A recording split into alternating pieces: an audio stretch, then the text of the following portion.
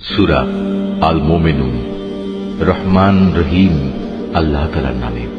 নিঃসন্দেহে সেসব ঈমানদার মানুষরা মুক্তি পেয়ে গেছে যারা নিজেদের নামাজে একান্ত বিনয় অবনত হয়, যারা অর্থহীন বিষয় থেকে বিমুখ থাকে, যারা রীতিমতো যাকাত প্রদান করে, যারা তাদের যৌন অঙ্গসমূহের হেফাজত করে। তবে নিজেদের স্ত্রী কিংবা নিজেদের অধিকারভুক্ত দাসীদের ওপর এই বিধান প্রযোজ্য নয়। এখানে হেফাজত না করার জন্য তারা কিছুতেই নিন্দনীয় হবে না। অতঃপর এ বিধিবদ্ধ উপায় ছাড়া যদি কেউ অন্য কোনো পন্থায় যৌন কামনা চরিতার্থ করতে চায়, তাহলে তারা সীমা লঙ্ঘনকারী বলে বিবেচিত হবে। যারা তাদের কাছে রক্ষিত আমানত ও অন্যদের দেয়া প্রতিশ্রুতিসমূহের হেফাজত করে, যারা নিজেদের নামাজ সমূহের ব্যাপারে সমাধিক যত্নবান হয়, এই লোকগুলি হচ্ছে মূলত জমিনে আমার যথার্থ উত্তরাধিকারী। জান্নাতুল ফেরদাউসের উত্তরাধিকারও এরা পাবে, তারা সেখানে চিরকাল থাকবে। হে মানুষ, তোমরা সৃষ্টি প্রক্রিয়াটা লক্ষ্য করো। আমি মানুষকে মাটির মূল উপাদান থেকে পয়দা করেছি, অতঃপর তাকে আমি শুক্র কীট হিসেবে একটি সংরক্ষিত জায়গায় সুনির্দিষ্ট সময়ের জন্য রেখে দিয়েছি। এরপর এই শুক্রবিন্দুকে আমি এক ফোঁটা জমাট রক্তে পরিণত করি, অতঃপর এই জমাট রক্তকে মাংসপিণ্ডে পরিণত করি। কিছুদিন পর এই পিণ্ডকে অস্থি পাঁজরে পরিণত করি। তারপর এক সময় এই অস্থি পাঁজরকে গোশতের পোশাক পরিয়ে দিই। অতঃপর বানানোর প্রক্রিয়া শেষ করে আমি তাকে সম্পূর্ণ ভিন্ন এক সৃষ্টি তথা মানুষ রূপে পয়দা করি। আল্লাহ তাআলা কত উত্তম সৃষ্টিকর্তা, কত নিপুণ তার সৃষ্টি। একটি সুনির্দিষ্ট সময় দুনিয়ায় কাটিয়ে এরপর আবার তোমরা মৃত হয়ে যাও। তারপর কিয়ামতের দিন তোমরা সবাই পুনরুত্থিত হবে। আমি তোমাদের উপর এ 7 আসমান বানিয়েছি এবং আমি আমার সৃষ্ট সম্পর্কে মোটেই উদাসীন নই। আমি আসমান থেকে পরিমাণ মতো পানি বর্ষণ করেছি এবং তা প্রয়োজন মতো জমিনে সংরক্ষণ করে রেখেছি। আবার এক সময় তা উড়িয়ে নিয়ে যাবার ব্যাপারেও আমি সম্পূর্ণ ক্ষমতাবান। তারপর জমিনে সংরক্ষিত সেই পানি দিয়ে তোমাদের জন্য খেজুর ও আঙুরের বাগান সৃষ্টি করি। তোমাদের জন্য তাতে প্রচুর ফল পাকড়াও উৎপাদিত হয়, আর তা থেকে তোমরা পর্যাপ্ত পরিমাণ আহারও গ্রহণ করো। আর জমিনে সংরক্ষিত পানি থেকে এক প্রকার গাছ সিনাই পাহাড়ের তেলের উপাদান নিয়ে জন্ম লাভ করে। খাদ্য গ্রহণকারীদের জন্য তা ব্যঞ্জন হিসেবেও ব্যবহৃত হয়। তোমাদের জন্য অবশ্যই চতুষ্পদ জন্তুর মাঝে প্রচুর শিক্ষণীয় বিষয় রয়েছে। তার পেটের ভেতরে যা কিছু আছে তা থেকে আমি তোমাদের দুধ পান করাই। এছাড়াও তোমাদের জন্য তাতে আরো অনেক উপকারিতা রয়েছে। তার গোশত থেকে তোমরা আহারও করো। আবার কিছু আছে তার উপর তোমরা বাহন হিসেবে সওয়ার হও। অবশ্য জলযানেও তোমাদের আরোহণ করানো হয়। অবশ্যই আমি নূহকে তার জাতির কাছে হেদায়েত নিয়ে পাঠিয়েছিলাম। সে তার জাতিকে বলেছিল, হে আমার জাতি, তোমরা ইবাদত করো একমাত্র আল্লাহ তাআলার। তিনি ছাড়া তোমাদের দ্বিতীয় কোনো মাবুদ নেই। তোমরা কি তাকে ভয় করবে না? তখন তার জাতির মোড়লরা, যারা তার আগে থেকে কুফরি করছিল, একথা শুনে অন্যদের বলল, এ ব্যক্তি তো তোমাদের মতো একজন মানুষ। আসলে এ ব্যক্তি তোমাদের উপর নেতৃত্ব করতে চায়। আল্লাহ তাআলা যদি নবী পাঠাতেই চাইতেন তাহলে ফেরেশতাদেরই নবী করে পাঠাতেন। আমরা তো এমন কোন কথা আমাদের পূর্বপুরুষদের জামানায়ও ঘটেছে বলে শুনিনি। মূলত এ মানুষটি এমন যার মধ্যে মনে হয় কিছু পাগলামি এসে গেছে। অতএব তোমরা তার কোনো কথাই কান দিও না, বরং এর ব্যাপারে কয়েকটা নির্দিষ্ট দিন পর্যন্ত অপেক্ষা করো, হয়তো সে এমনি সেরে যাবে। একথা শুনে নূহ তার মালিকের কাছে দোয়া করল, হে আমার মালিক, এরা যেভাবে আমাকে মিথ্যা সাব্যস্ত করল, তুমি সেভাবেই তাদের মোকাবেলায় আমাকে সাহায্য করো। অতঃপর আমি তার কাছে ওহী পাঠালাম, তুমি আমার তত্ত্বাবধানে আমারই ওহী অনুযায়ী একটি নৌকা প্রস্তুত করো। তারপর যখন আমার আযাবের আদেশ আসবে এবং জমিনের চুল্লি প্লাবিত হয়ে যাবে, তখন সব কিছু থেকে এক এক জোড়া নৌকায় উঠিয়ে নাও। তোমার পরিবার পরিজনদের উঠিয়ে নেবে, তবে তাদের মধ্যে যার ব্যাপারে আল্লাহ তাআলা সিদ্ধান্ত এসে গেছে সে ছাড়া। দেখো, যারা জুলুম করেছে তাদের ব্যাপারে আমার কাছে কোনো আরজি পেশ করো না, কেননা মহাপ্লাবনে আজ তারা নিমজ্জিত হবেই। তারপর যখন তুমি এবং তোমার সাথীরা নৌকায় আরোহণ করবে, তখন শুধু বলবে, সমস্ত প্রশংসা আল্লাহ তাআলার জন্য, যিনি আমাদের একটি অত্যাচারী জাতি থেকে উদ্ধার করেছেন। তুমি নৌকায় উঠে বলো, হে আমার মালিক, তুমি আমাকে জমিনের কোথাও বরকতের সাথে নামিয়ে দাও, একমাত্র তুমিই পারো আমাকে শান্তির সাথে কোথাও নামিয়ে দিতে। নিঃসন্দেহে এ কাহিনীর মধ্যে আমার কুদরতের নিদর্শন রয়েছে। তাছাড়া মানুষদের পরীক্ষা তো আমি সব সময়ই নিয়ে থাকি। এদের পরে আমি আর এক জাতিকে পয়দা করেছিলাম, অতঃপর তাদেরই একজনকে তাদের কাছে নবী করে পাঠিয়েছি, যার দাওয়াত ছিল, হে আমার জাতি, তোমরা এক আল্লাহ তাআলারই ইবাদত করো, তিনি ছাড়া তোমাদের আর কোনো মাবুদ নেই। তোমরা নূহের জাতির ভয়াবহ আযাব দেখেও কি সাবধান হবে না? নবীর কথা শুনে তার জাতির নেতৃস্থানীয় লোকজন, যারা আল্লাহকে অস্বীকার করেছে, মিথ্যা সাব্যস্ত করেছে, পরকালে আল্লাহ তাআলার সাথে সাক্ষাতের বিষয়টিকে, সর্বোপরি যাদের আমি দুনিয়ার জীবনে প্রচুর ভোগ সামগ্রী দিয়ে রেখেছিলাম, তারা অন্য লোকদের বলল, এ ব্যক্তিটি তোমাদের মতো মানুষ ছাড়া অন্য কিছু নয়। তোমরা যা খাও সেও তা খায়, তোমরা যা কিছু পান করো সেও তা পান করে। এমত অবস্থায় তোমরা যদি তোমাদেরই মতো একজন মানুষকে নবী মনে করে তার কথা মেনে চলো, তাহলে তোমরা অবশ্যই ক্ষতিগ্রস্ত হবে। ব্যক্তিটি কি তোমাদের সাথে এই ওয়াদা করেছে যে তোমরা যখন মরে যাবে, যখন তোমরা মাটি ও হাড্ডিতে পরিণত হয়ে যাবে, তখন তোমাদের সবাইকে কবর থেকে আবার উঠিয়ে আনা হবে? আসলে এই যে বিষয়টি যা দিয়ে তোমাদের সাথে এ ওয়াদা করা হচ্ছে, এটা মানুষের বৈষয়িক বুদ্ধি থেকে অনেক দূরে এবং ধরা ছোঁয়ারও অনেক বাইরে। তারা বলল, কিসের আবার পুনরুত্থান? দুনিয়ার জীবনই তো হচ্ছে আমাদের একমাত্র জীবন। আমরা এখানে মরব, এখানেই বাঁচব, আমাদের কখনোই আবার পুনরুত্থিত করা হবে না। নবুয়তের দাবিদার এ ব্যক্তিটি হচ্ছে এমন এক মানুষ যে এসব কথা দ্বারা আল্লাহর উপর মিথ্যা অপবাদ দিচ্ছে। আমরা তার উপর ঈমান আনব না। এদের মিথ্যাচার দেখে সে নবী আল্লাহ তাআলার কাছে দোয়া চাইল এবং বলল, হে আমার মালিক, তুমি এদের মিথ্যার মোকাবেলায় আমাকে সাহায্য করো। আল্লাহ তাআলা বললেন, হ্যাঁ, তুমি ভেবো না, অচিরেই এরা নিজেদের কর্মকাণ্ডের জন্য অনুতপ্ত হবে। অতঃপর সত্যি সত্যি একদিন আমার এক মহাতাণ্ডব এসে তাদের উপর মরণ আঘাত হানল এবং আমি মুহূর্তের মধ্যে তাদের সবাইকে তরঙ্গ তাড়িত আবর্জনার স্তূপ সদৃশ্য বস্তুতে পরিণত করে দিলাম। অতঃপর সবাই বলে উঠল, আল্লাহর গজব নাজিল হোক জালিম সম্প্রদায়ের উপর। আমি তাদের ধ্বংসের পর আরো অনেক জাতিকেই সৃষ্টি করেছি। কোন জাতি তার দুনিয়ার বাঁচার নির্দিষ্ট কাল যেমন ত্বরান্বিত করতে পারেনি, তেমনি সময় এসে গেলে তা কেউ বিলম্বিত করতে পারেনি। অতঃপর দুনিয়ার জাতিসমূহের কাছে আমি একের পর এক রসুল পাঠিয়েছি। যখনই কোনো জাতির কাছে তার প্রতি পাঠানো আমার রসুল এসেছে, তখনই তাকে তারা মিথ্যাবাদী করেছে। অতঃপর আমিও ধ্বংস করার জন্য তাদের এক একজনকে এক একজনের পেছনে ক্রমিক নম্বর লাগিয়ে দিয়েছি। এভাবেই আমি তাদের একদিন ইতিহাসের কাহিনীর বিষয়েও পরিণত করেছি। বিধ্বংস হোক সে জাতি যারা আল্লাহ তাআলার উপর ঈমান আনেনি। তারপর আমি এক সময় আমার আয়াতসমূহ ও সুস্পষ্ট দলিল প্রমাণ দিয়ে মূসা এবং তার ভাই হারুনকে পাঠিয়েছি। তাদের আমি পাঠিয়েছি ফেরাউন ও তার পারিষদদের কাছে, কিন্তু তারা তাদের মেনে নেয়ার বদলে অহংকার করল। তারা ছিল স্পষ্টত একটি নাফরমান জাতি। তারা বলতে লাগল, আমরা কি এমন দুজন মানুষের উপর ঈমান আনব যারা আমাদের মতোই মানুষ, অপরদিকে তাদের জাতীয় হচ্ছে আমাদের সেবাদাস?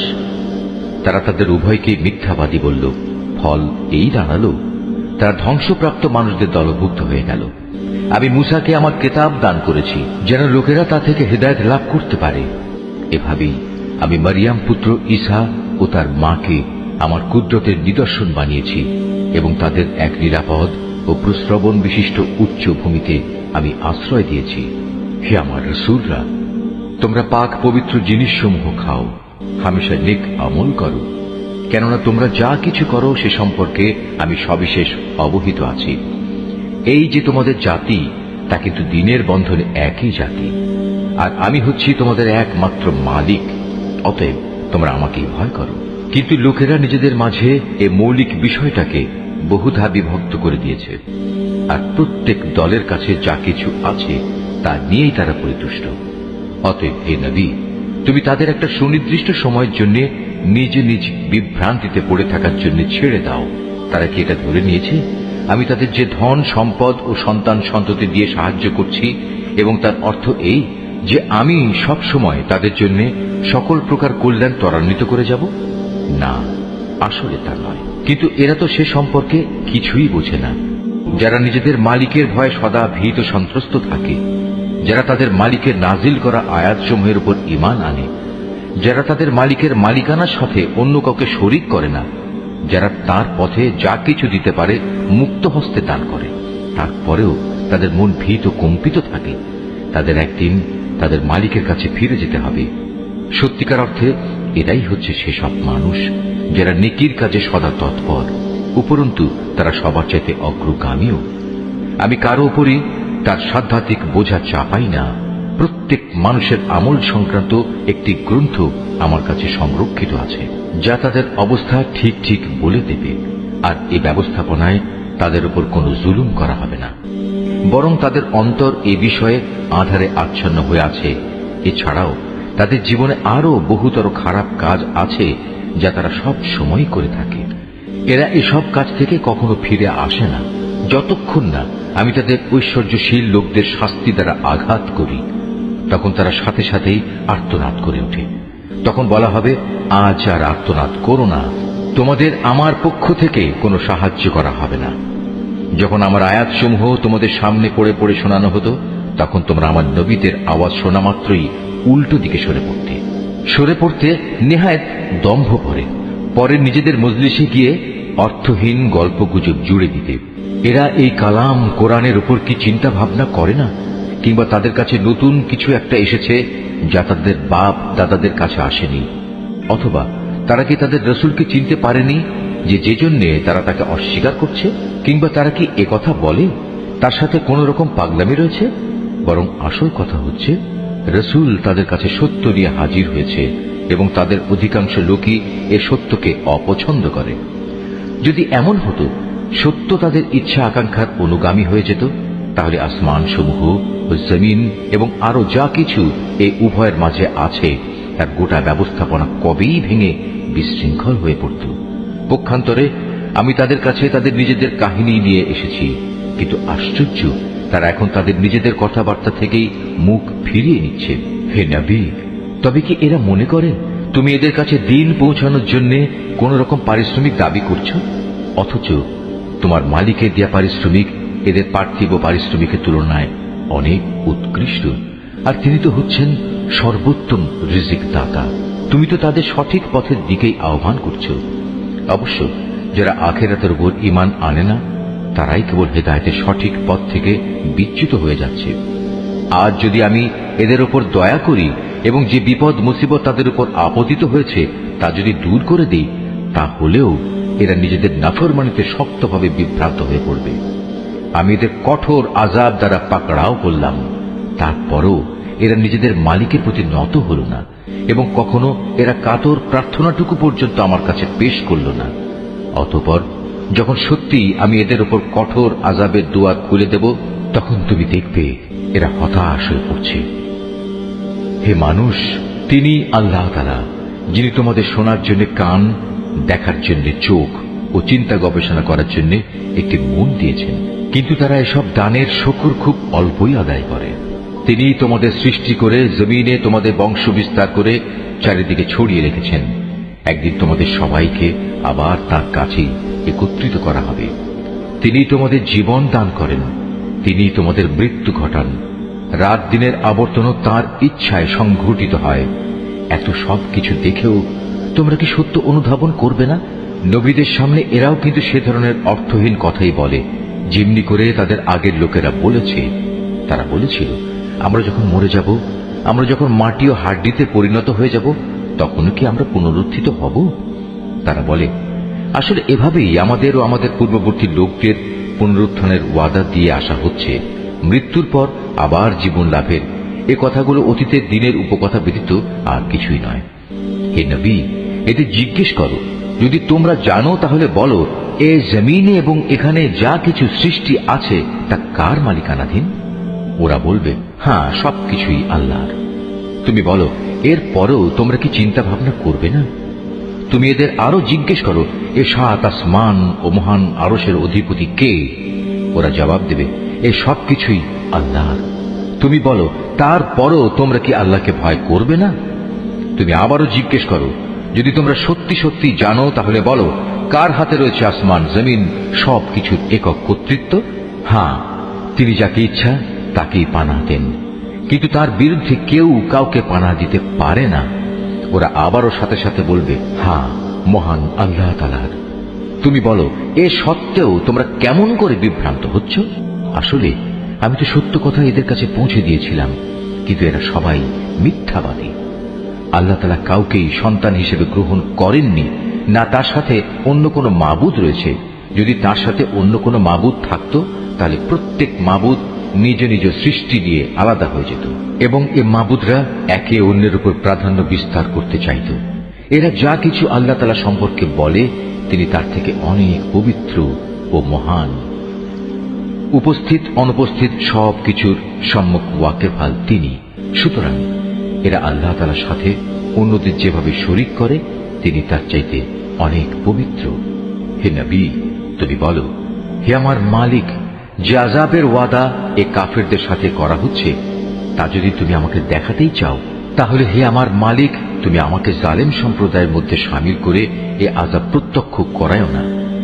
হে নবী, আমি তাদের কাছে যে আযাবের ওয়াদা করেছি তা অবশ্যই তোমাকে দেখাতে সক্ষম।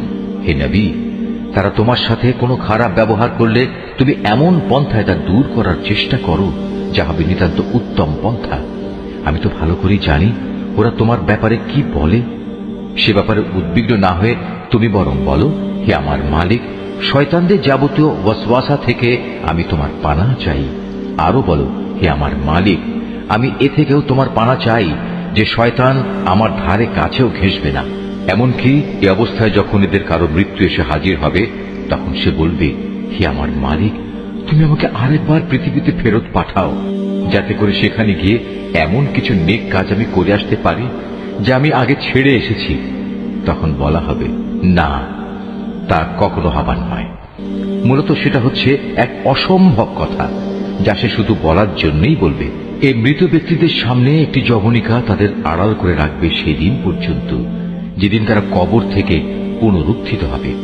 অতঃপর যেদিন সিঙায় ফু দেয়া হবে, সেদিন মানুষ এমনই দিশেহারা হয়ে পড়বে যে তাদের মধ্যে আত্মীয়তার বন্ধন বলতে কিছুই অবশিষ্ট থাকবে না, না তারা একজন আরেকজনকে কিছু একটা জিজ্ঞেস করতে যাবে।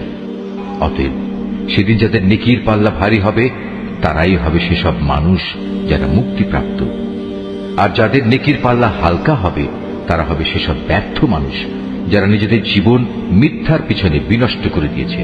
তারা জাহান্নামে থাকবে চিরকাল। জাহান্নামের আগুন তাদের মুখমণ্ডল জ্বালিয়ে দেবে, তাতে তাদের চেহারা জ্বলে বিভৎস হয়ে যাবে। তাদের যখন জিজ্ঞেস করা হবে, এমন অবস্থা কি হয়নি যে আমার আয়াতসমূহ তোমাদের সামনে পড়ে শোনানো হয়েছিল এবং তোমরা তা অস্বীকার করেছিলে? তারা বলবে, হে আমাদের মালিক, আমাদের দুর্ভাগ্য চারিদিক থেকে আমাদের ঘিরে ধরেছিল এবং নিশ্চয়ই আমরা ছিলাম গোমরাহ সম্প্রদায়। হে আমাদের মালিক, তুমি আজ আমাদের এই আগুন থেকে বের করে নাও। আমরা যদি দ্বিতীয়বারও দুনিয়ায় ফিরে গিয়ে সীমা লঙ্ঘন করি, তাহলে অবশ্যই আমরা জালেম হিসেবে পরিগণিত হব। আল্লাহ তাআলা বলবেন, তোমরা অপমানিত হয়ে সেখানে পড়ে থাকো, আজ কোনো কথাই আমাকে বলো না।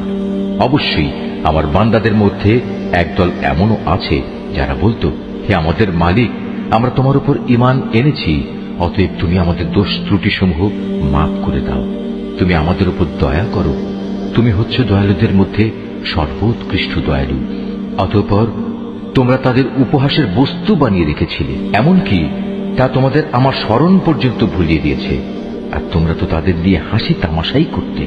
তাদের সে ধৈর্যের কারণেই আজ আমি তাদের এই প্রতিফল দিলাম। মূলত তারাই হচ্ছে সত্যিকার অর্থে সফল মানুষ। আল্লাহ তাআলা বলবেন, বলো তো, তোমরা পৃথিবীতে কত বছর কাটিয়ে এসেছ? তারা বলবে, আমরা সেখানে অবস্থান করেছিলাম একদিন কিংবা একদিনের কিছু অংশ। তুমি না হয় তাদের কাছে জিজ্ঞেস করো যারা হিসাব রেখেছে। আল্লাহ তাআলা বলবেন, আসলে তোমরা পৃথিবীতে খুব সামান্য সময়ই কাটিয়ে এসেছ। কত ভালো হতো যদি তোমরা এই কথাটা ভালো করে জানতে। তোমরা কি সত্যি সত্যি এটা ধরে নিয়েছ আমি তোমাদের এমনিই অনর্থক পয়দা করেছি এবং তোমাদের কখনোই আমার কাছে ফিরে আসতে হবে না? না, তা কখনো নয়। মহিমান্বিত আল্লাহ তাআলা, তিনি সব কিছুর যথার্থ মালিক। তিনি ছাড়া আর কোনো মাবুদ নেই। সম্মানিত আরশের একক অধিপতিও তিনি। অতএব যে ব্যক্তি আল্লাহ তাআলাকে বাদ দিয়ে অন্য কোনো মাবুদকে ডাকে, তার কাছে যার জন্য কোন রকম সনদ নেই, সে যেন জেনে রাখে তার হিসাব তার মালিকের কাছে যথার্থই মজুদ আছে। সেদিন তারা কোনো অবস্থায় সফল কাম হবে না যারা তাকে অস্বীকার করেছে।